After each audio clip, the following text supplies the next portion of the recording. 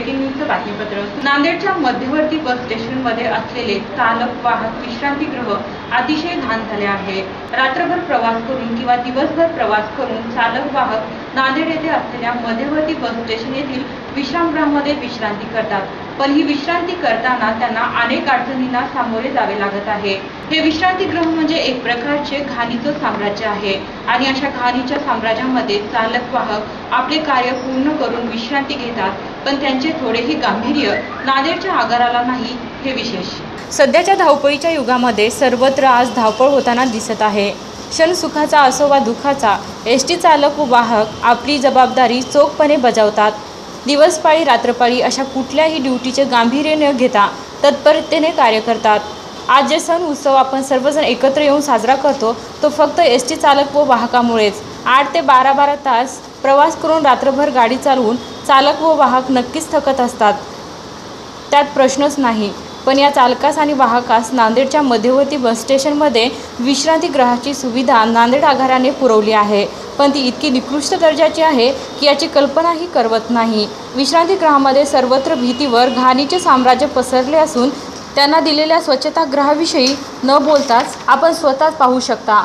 त्यांना देण्यात आलेल्या स्वच्छतागृहाची अतिशय दयनीय अवस्था असून अशा घाणेरड्या विश्रामगृहामध्ये चालक वाहकास विश्रांती करावी लागते, ही अतिशय लाजिरवाणी बाब आहे।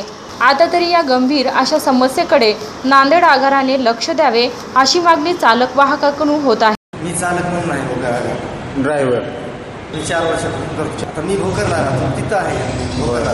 तर जरी समजा नांदेडला नाईट आउट असली माझी तर एखाद्या वेळेस इथं राहावं लागतं, असं आहे। मग कधी घरी राहतो, कधी भोकरला राहतो आणि कधी इथं नांदेडमध्ये पण राहू शकतो। त्रास म्हणजे कसं आता हे म्हणजे व्यवस्थित स्वच्छता नाही, स्वच्छ करायला आहे, सगळे सोयी आहेत, पण ते स्वच्छ वगैरे नाही, दुसरं काय स्वच्छ करायला पाहिजे। हा, स्वच्छ करायला पाहिजे। म्हणजे जे डास चिरत हे ते असे 12 भानगडी आता म्हणजे काही गुरुचे असतात, म्हणजे गुरुचे माझे बाहेरगावचे आणि इथं गुरु चेंज करणारे काय असतात, आम्ही नाईट आउटचे काही लोक असतो।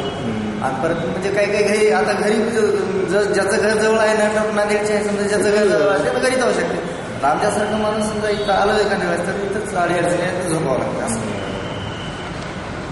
चला, याविषयी तुम्ही तुमचे ते प्रमुखाला काही सांगितलं होतं का?